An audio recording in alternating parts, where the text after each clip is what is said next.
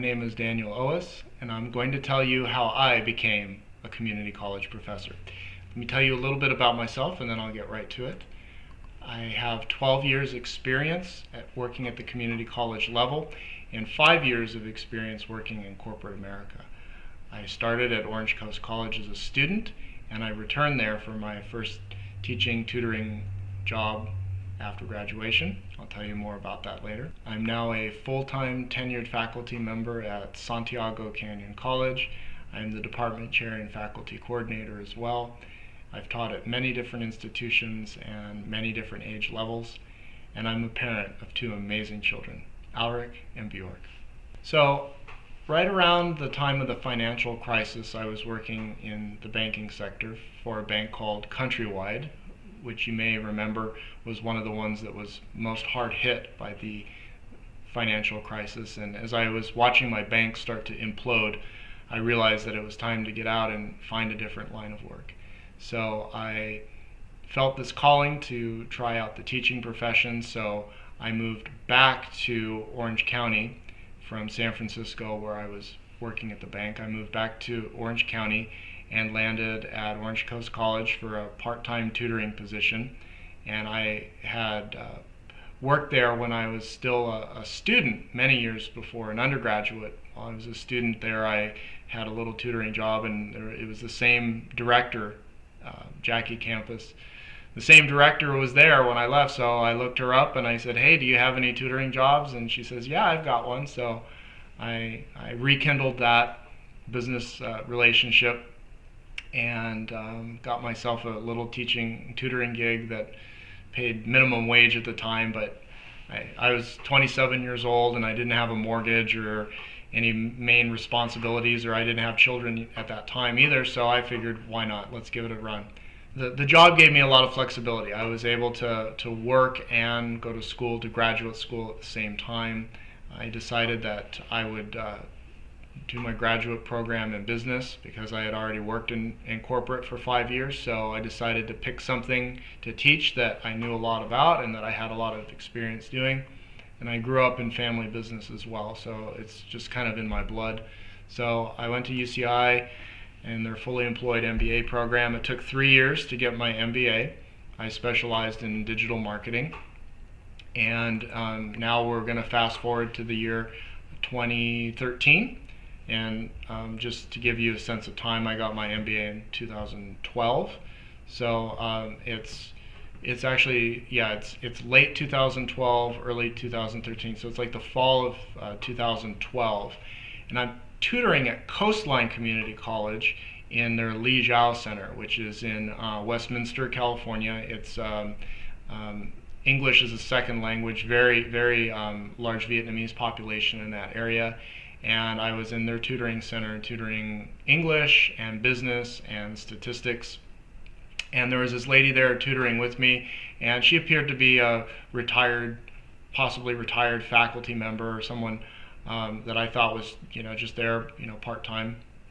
And over the course of several months, this is still in the fall of 2012, over the course of several months, we built some rapport, and she asked me questions about what I wanted to do, and I told her I would love to become a teacher.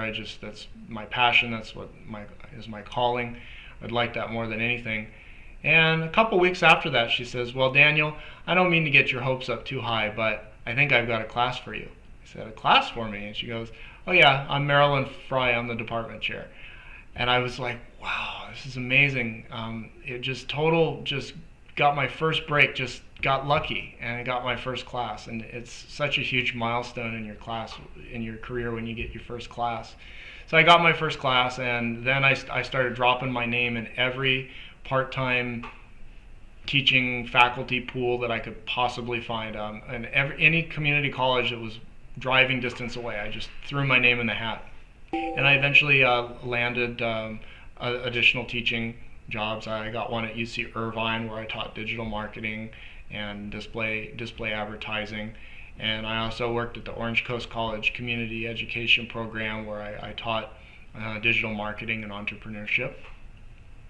And then in 2015, I joined Teach for America and got my first full-time teaching position, but it was in K-12. It was teaching 9th grade, 10th grade special education in a special day class. And even before I could do that, I did my student teaching in Phoenix, Arizona, which is probably the hottest place in the world to teach summer school.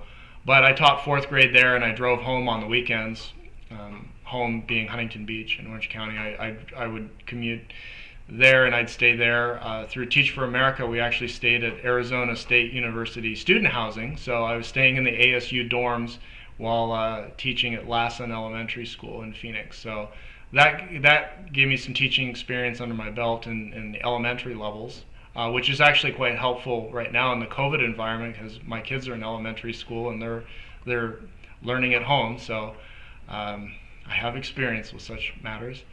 But nevertheless, I did that for a year. I landed in LA Unified in Northeast Los Angeles, which is in an area near Dodger Stadium, if you know it.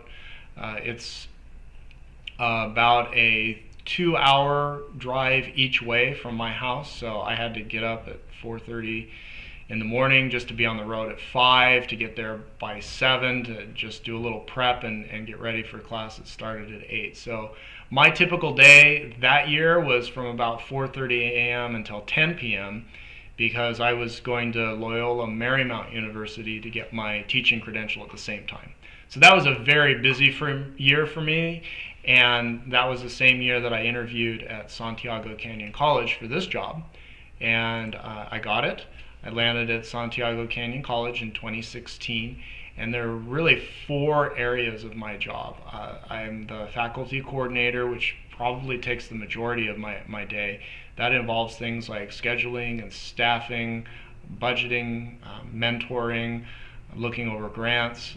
For example, right now we have a large grant from the CVC OEI, which was awarded in the amount of $500,000 that I wrote, along with some help from others. And so a lot of my day-to-day involves operations related to that and other things within the department.